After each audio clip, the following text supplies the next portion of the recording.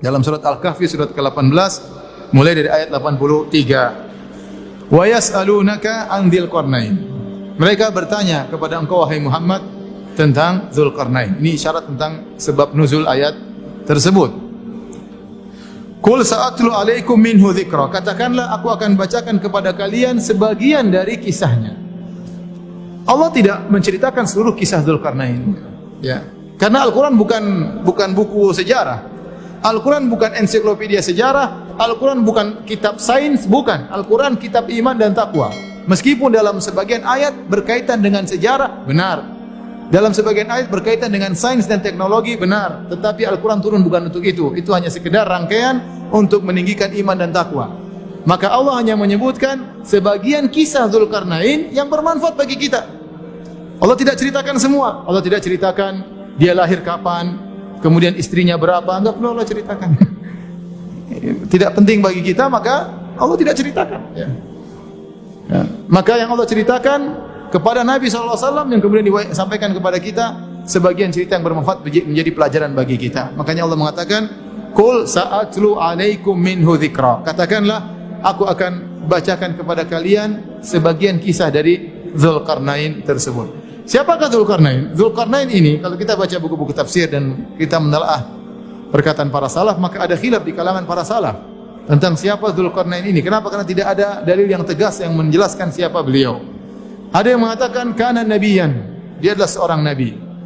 Apalagi dalam sebagian ayat seakan-akan ada wahyu dari Allah kepada Dzulqarnain, sehingga sebagian ulama berpendapat Dzulqarnain adalah nabi. Sebagian ulama berpendapat bahwasanya Dzulqarnain adalah malaikat yang Allah turunkan ke atas muka bumi, menjelma menjadi seorang manusia yang sangat hebat. Asalnya dia adalah malaikat. Dia adalah malaikat. Ini pendapat, namun kata Ibnu Katsir ini pendapat yang jauh dari kebenaran. Pendapat yang berikutnya mengatakan, sebenarnya ini pendapat yang dipilih oleh Ibnu Katsir rahimahullahu taala, bahwasanya adalah Malik, dia adalah seorang raja. Raja yang saleh, yang bertakwa kepada Allah, yang Allah berikan dia kekuasaan. Pendapat yang diriwayatkan dari Ali bin Abi Thalib, kata Ali bin Abi Thalib, lam yakun nabiyyan wala malikan wa inna makana 'abdan salihan. Dzulqarnain bukanlah nabi, bukanlah raja, tapi dia adalah seorang hamba yang saleh. Wallahu a'lam bishawab. Pendapat yang lebih kuat, dia adalah seorang raja atau hamba yang saleh tapi memiliki kekuasaan di atas muka bumi ini. Disebutkan oleh para ulama bahwasanya orang yang memiliki kekuasaan sangat luas di atas muka bumi ini ada 4 orang. 2 kafir dan 2 beriman. Yang kafir adalah Namrud dan Bukhtanasar. Adapun yang beriman adalah Sulaiman dan Dzulqarnain. Sulaiman dan Dzulqarnain. Ini raja yang kuasanya sampai luas di atas muka bumi ini. Di zaman siapakah Dzulqarnain hidup? Allah bisawab, tidak ada dalil yang sahih datang dalam perkataan sebagian salaf. Dia hidup di zaman Nabi Ibrahim alaihissalam. Wallahu alam bisawab. Inilah Dzulqarnain. Kenapa dinamakan dengan Dzulqarnain? Al-Qarn dalam bahasa Arab artinya tanduk. Dzulqarnain artinya pemilik 2 tanduk. Pemilik 2 tanduk. Kenapa beliau rahimahullah dikatakan memiliki 2 tanduk? Ini juga ada perselisihan di kalangan para ahli tafsir. Ada yang mengatakan benar-benar beliau punya tanduk, keluar di atas kepala beliau kanan dan kiri. Ada yang mengatakan tidak, beliau disebut memiliki 2 tanduk karena beliau menguasai Persia dan Romawi. Dan Persia Romawi adalah 2 kekuatan hebat di zaman tersebut dan dia menguasainya sehingga dikatakan pemilik 2 tanduk. Ada yang mengatakan beliau dikatakan pemilik 2 tanduk karena beliau berjihad di jalan Allah, maka dibunuh oleh kaumnya, ditikam sebelah kanan, dia pun mati. Kemudian dihidupkan lagi oleh Allah, berjihad lagi, ditikam lagi sebelah kiri, sehingga dikatakan dia memiliki 2 tanduk karena beliau meninggal dengan 2 tikaman di kepalanya. Dan pendapat yang dipilih oleh Al-Hafidz Ibnu Katsir rahimahullah taala bahwasanya beliau dikatakan memiliki 2 tanduk karena beliau menguasai timur dan barat. Menguasai timur dan barat, al-masyriq wal maghrib, sehingga dikatakan Dzulqarnain. Wallahu a'lam bishawab. Sebagian orang menyangka Dzulqarnain adalah Iskandar Al-Makedoni atau Alexander bin Philips ya, yang mendirikan negara Iskandaria. Namun dibantah oleh para ulama, dibantah oleh Al-Hafidz Ibnu Katsir, dibantah oleh Syekh Islam Ibnu Taimiyah rahimahullahu taala, karena Al-Iskandar Al-Makedoni yang terkenal atau Alexander ya, yang terkenal raja yang sangat hebat, dia bukan orang beriman. Dia bukan orang beriman. Adapun Dzulkarnain adalah seorang yang beriman. Kemudian disebut dalam sejarah Alexander ini memiliki seorang menteri yang ahli filsafat, yaitu Aristoteles. Dan kita tahu Aristoteles tidak beragama. Dia bukan beragama Yahudi, bukan beragama Nasrani, apalagi beragama Islam. Maka yang benar, Dzulkarnain bukanlah Alexander. Dzulkarnain bukanlah Al-Iskandar Al-Makedoni sebagaimana dipersangkakan oleh sebagian orang. Ya. Adapun Dzulkarnain adalah seorang raja yang beriman, yang menguasai timur dan barat, dan Allah berikan dia kekuasaan di atas muka bumi. Baik, kita lanjutkan. Allah berfirman, "Qul sa'atlu 'alaikum minhu dzikra." Katakanlah, aku akan bacakan kepada kalian sebagian ceritanya. "Inna makkanna lahu fil ardi wa atainahu min kulli syai'in sababa." Kata Allah, sungguh kami telah memberikan kekuasaan kepadanya di atas muka bumi. Allah memberikan dia kekuasaan, dan tidaklah seorang mendapat kekuasaan kecuali anugerah dari Allah Subhanahu wa taala. Dan kami telah memberikan kepadanya jalan untuk mencapai segala sesuatu. Dia punya kemampuan yang luar biasa. Segala sesuatu bisa dia lakukan. Dia memiliki persenjataan yang kuat, memiliki pasukan yang banyak, memiliki kecerdasan yang luar biasa, yang seorang raja yang sempurna. Ya. Allah berikan dia segala sebab yang bisa mencapai tujuannya. Dialah Dzulkarnain. Kekuasaan diberikan, anak buah diberikan, persenjataan yang kuat, kecerdasan yang luar biasa. Kemudian kata Allah Subhanahu wa taala, "Fa'atba'a sababa." Maka dia pun menempuh satu jalan. Berjalanlah dia menelusuri bumi, menelusuri daerah kekuasaannya. Hatta idza balagha maghribasy syamsi. Sampai tatkala akhirnya dia tiba di maghribasy syamsi, daerah barat, tempat matahari tenggelam. Wajadaha taghrubu fi ainin hamiatin. Dia mendapati matahari tersebut tenggelam di suatu ain, yaitu sebuah semacam laut yang berlumpur hitam. Fawajada indaha qauma. Kemudian dia dapati di situ ada sebuah kaum. Yaitu dia berjalan menuju tempat paling ujung di sebelah barat bumi ini. Setelahnya mungkin adalah lautan, ujung daratan, kata para ulama. Dia berjalan sampai mencapai ujung daratan di muka bumi ini yang paling barat. Di situ dia melihat matahari tenggelam seperti tenggelam di lautan yang berwarna hitam, ada lumpur berwarna hitam. Tatkala dia tiba di ujung daerah kekuasaannya, wajada indaha qauman. Dia mendapati ada suatu kaum di situ. Qulna ya Dzulkarnain, imma an tu'adziba wa imma an tattakhidha fihim husna. Maka di sini Allah berkata, kami berkata wahai Dzulkarnain. Inilah yang dijadikan dalil oleh sebagian ulama bahwasanya Dzulkarnain adalah wahyu. Karena Allah berkata, kami berkata kepada engkau wahai Dzulkarnain, seakan-akan ada wahyu dari Allah kepada Dzulkarnain. Tapi ini ada masalah khilafiyah. Ada yang mengatakan tidak lazim, seperti Allah berfirman, wa auhayna ila ummi Musa an ardi'ih. Kami wahyukan kepada ibunya Nabi Musa untuk menyusui Nabi Musa. Tapi Nabi Musa tidak ada yang mengatakan ibunya seorang nabi. Nabi perempuan tidak ada. Tapi maksudnya ilham. Allah kasih apa? Ilham. Qulna ya Dzulkarnain, kami katakan wahai Dzulkarnain, imma an tu'adziba wa imma an tattakhidha fihim husna. Terserah. Engkau silakan menyiksa mereka atau kau berbuat baik kepada mereka. Ternyata kaum ini kafir. Kaum ini kafir. Mereka berbuat syirik kepada Allah Subhanahu wa taala. Dan mereka di bawah kekuasaan Dzulkarnain. Maka Allah mengatakan silakan beri hukuman kepada mereka karena kesyirikan mereka atau kau berbuat baik kepada mereka. Maka Dzulkarnain mengatakan, qala amma man zalama fasawfa nu'adzibuhu thumma yuraddu ila rabbih fayu'adzibuhu adzaban nukra. Ternyata Dzulkarnain memilih jalan dakwah. Dia tidak langsung menyerang mereka dengan kekuasaan yang banyak, dengan pasukannya yang banyak. Dia tidak langsung menyerang mereka, orang-orang kafir tersebut, tapi dia mulai dengan dakwah. Maka dia pun mendakwahi mereka. Dan Dzulkarnain berkata, adapun yang berbuat zalim, fasaufa nu'adzibuka, maka kami akan menyerangnya. Setelah kalau dia mati di dunia, summa yuraddu ila rabbih, maka di akhirat dia akan dapat siksaan yang lain. Fayu'adzibuhu adzaban nukra, maka dia akan disiksa dengan siksaan yang tiada taranya. Ini menunjukkan Dzulkarnain orang beriman, beriman dengan hari akhirat. Maka dia akan berdakwah, yang tidak taat kepada dakwahnya, tidak bertauhid kepada Allah, maka akan diserang oleh Dzulkarnain. Kalau dia mati di dunia, di akhirat dia akan masuk neraka dan diadab dengan adab yang lebih parah. Kemudian kata Dzulkarnain, wa amma man amana wa amila salihan. Adapun yang beriman, menerima dakwaku wa amila salihan, dan beramal saleh, falahu jazaa'anil husna, maka dia akan mendapatkan perlakuan yang baik. Wa sanaqulu lahu min amrina yusra, dan kami akan titahkan kepadanya perintah-perintah yang mudah kepadanya. Jadi didakwahi yang tidak menerima diperangi oleh Dzulkarnain, yang menerima maka dibaiki oleh Dzulkarnain. Setelah itu Dzulkarnain berjalan menuju ke arah timur, ke timur dunia. Summa atba'a sababa, kemudian dia pun berjalan. Hatta idza balagha matli asy-syamsi, sampailah dia di tempat paling ujung timur, di tempat terbitnya matahari.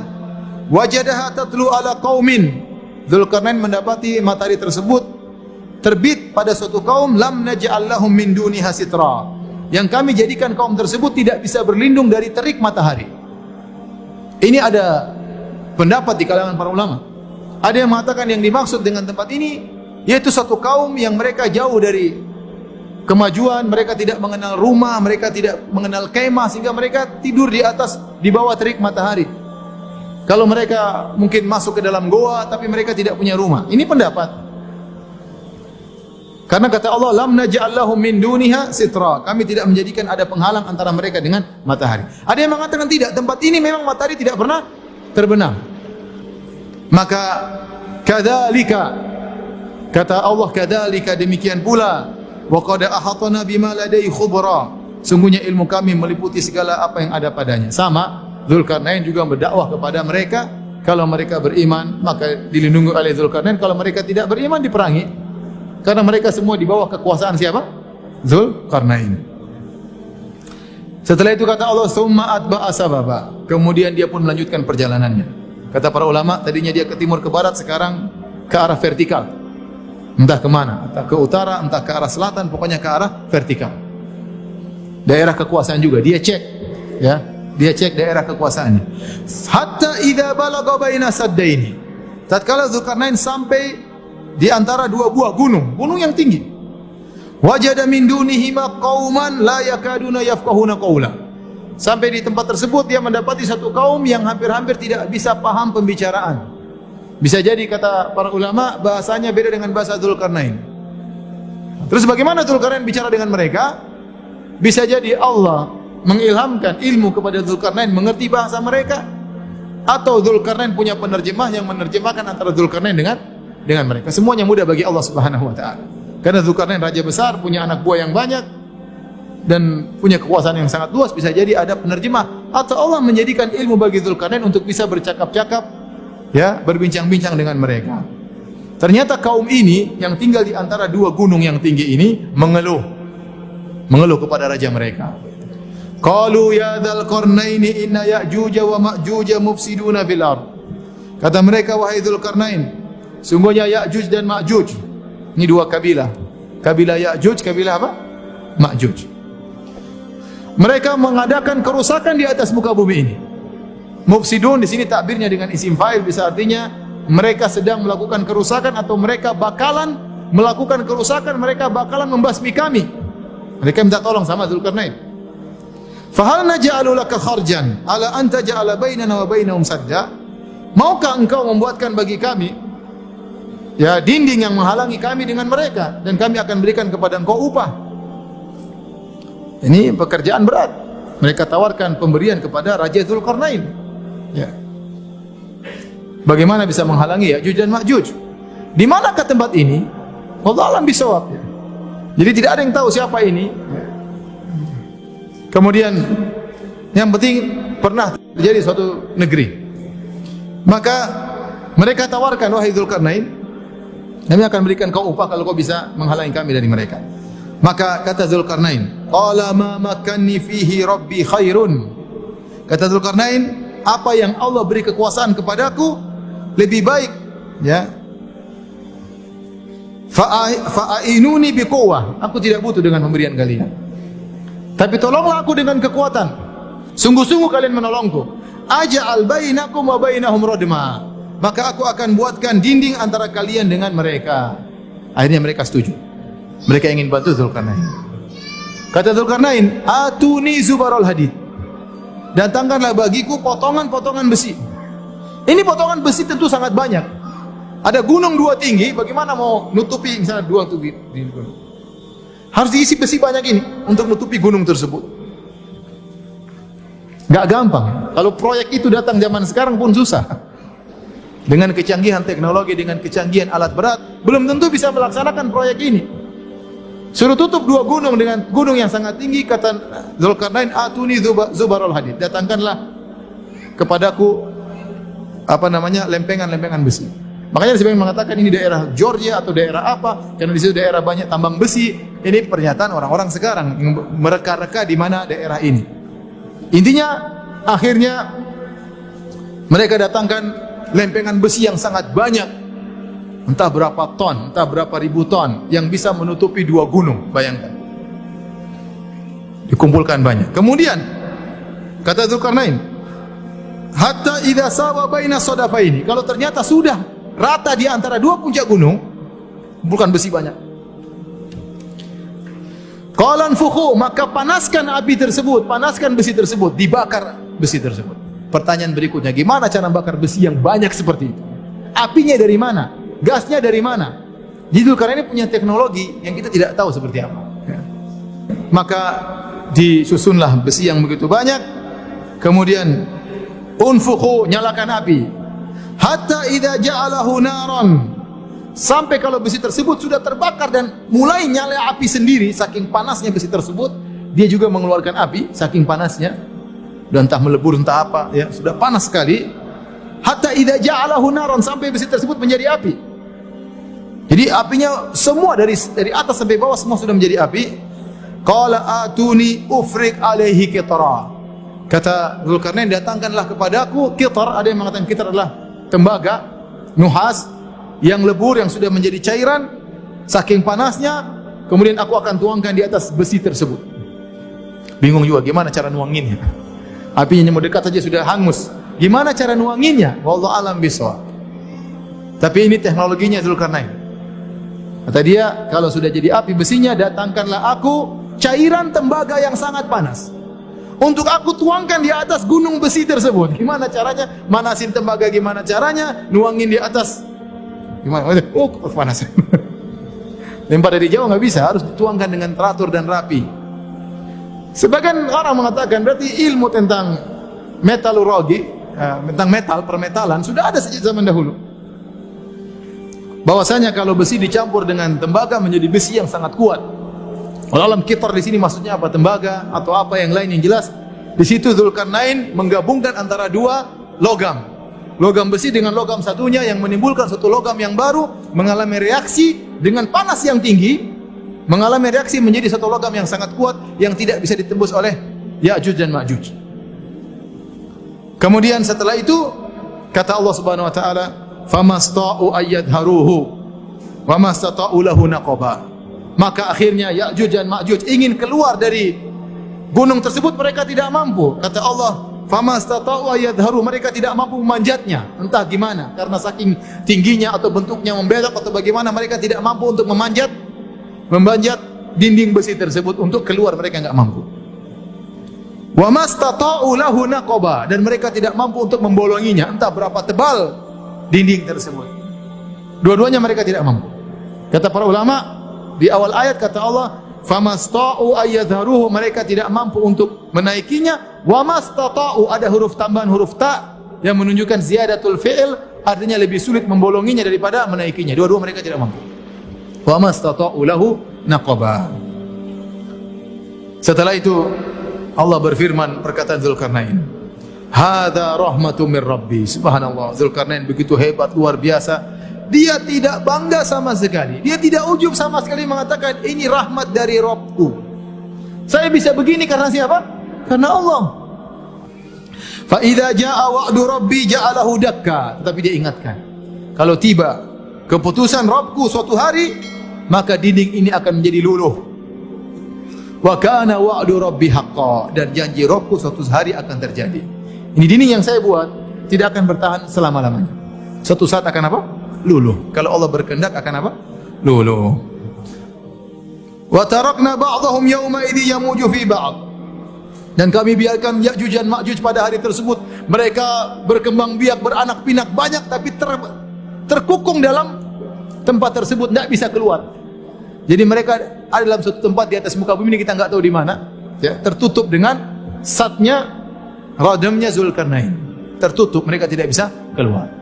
Suatu saat Ya'juj dan Ma'juj akan keluar dari tempat tersebut. Wa min kulli hadabin yansilun, dan mereka akan keluar suatu saat dengan jumlah yang sangat banyak, luar biasa. Karena sekarang mereka beranak pinak. Entah satu orang punya anak berapa kita nggak tahu. Tapi sangat banyak. Nanti akan kita jelaskan bagi banyaknya mereka. Nah, bagaimana cara mereka? Ini cerita Zulkarnain sudah selesai. Allah cuma cerita sampai di situ. Inilah seorang raja yang adil, raja yang memperhatikan rakyatnya, raja yang turun langsung menghadapi problematika rakyatnya, raja yang tidak mencari harta, bahkan ditawarkan harta tidak mau selama dia mampu untuk melakukannya, raja yang soleh yang Allah jadikan contoh bagi kita di dunia ini. Taib. Adapun Ya'juj dan Ma'juj, maka mereka beranak pinak. Setiap hari kerjaan mereka, dalam hadis kata Nabi SAW, mereka keluar, mereka rame-rame bolongin, tiap hari bolongin. Setiap mereka bolongin, mereka berhenti tidur, besok mereka bilang besok kita lanjutkan lagi. Allah tutup kembali. Mungkin mereka juga punya teknologi, bolongin lagi, sudah bolong, mereka istirahat, besok nutup kembali, dan terus menerus sampai nanti tiba menjelang hari kiamat. Ada pimpinan mereka berkata, tahfirunahu ghadan insyaallah. Sudah, berhenti dulu, besok kita lanjutkan insyaallah taala. Dia bilang apa? Insyaallah. Tatkala dia bilang insyaallah, lubang tersebut tidak tertutup kembali. Akhirnya terbuka, dan akhirnya akan mereka bisa keluar. Mereka bisa keluar dari lubang tersebut. Tatkala mereka keluar. Kapan mereka keluar? Mereka keluar tatkala di penghujung zaman. Tatkala Dajjal turun, kemudian Nabi Isa diturunkan, Dajjal muncul, Nabi Isa diturunkan, Nabi Isa membunuh Dajjal, kemudian Nabi Isa membawa kaum muslimin. Tatkala itu Allah mengatakan kepada Nabi Isa, wahai Isa alaihissalam, bawalah hamba-hambaku ke bukit, ke gunung. Sungguhnya telah keluar hamba-hamba yang kalian tidak bisa menghadapinya, yaitu Ya'juj dan Ma'juj. Maka keluarlah Ya'juj dan Ma'juj. Jumlahnya entah berapa juta, entah berapa miliar, banyak sekali. Sejak zaman Zulkarnain sampai sekarang mereka nggak ada yang keluar, ya. Kira-kira jumlahnya berapa? Banyak, ya. Banyak sekali. Saking banyaknya mereka keluar dengan begitu banyak, sampai mereka disebut dalam hadis, mereka melewati Buhairah Tabariyah, mereka suatu danau, mereka lewat, begitu mereka lewat, depannya minum habis, yang belakang lewat, dulu di sini kayaknya ada air, kok sudah habis.